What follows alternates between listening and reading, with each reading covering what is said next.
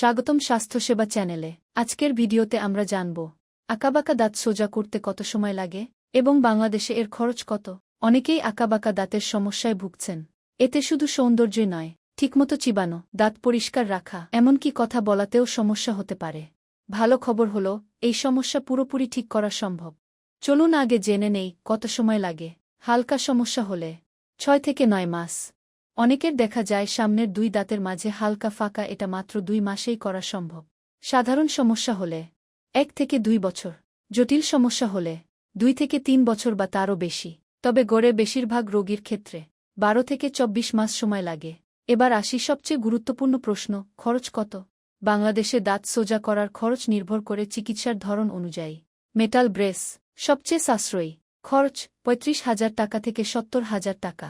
Ceramic brace দাঁতের রঙের মতো কম চোখে পড়ে, খরচ 70,000 টাকা থেকে 1.5 লক্ষ টাকা পর্যন্ত। ক্লিয়ার অ্যালাইনার ইনভিসালাইন প্রায় অদৃশ্য, সবচেয়ে আধুনিক, খরচ 80,000 থেকে 5 লাখ টাকা।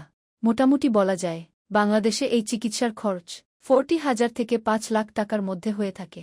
আর ভালো খবর হলো, অনেক ক্লিনিকে কিস্তিতে টাকা দেওয়ার সুবিধা আছে।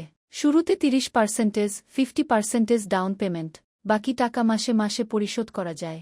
মনে রাখবেন, সময় ও খরচ নির্ভর করে আপনার দাঁতের অবস্থার উপর। তাই নিজে সিদ্ধান্ত না নিয়ে অবশ্যই একজন অভিজ্ঞ অর্থোডন্টিস্টের পরামর্শ নিন। ভিডিওটি যদি আপনার উপকারে আসে তাহলে লাইক, কমেন্ট এবং শেয়ার করতে ভুলবেন না।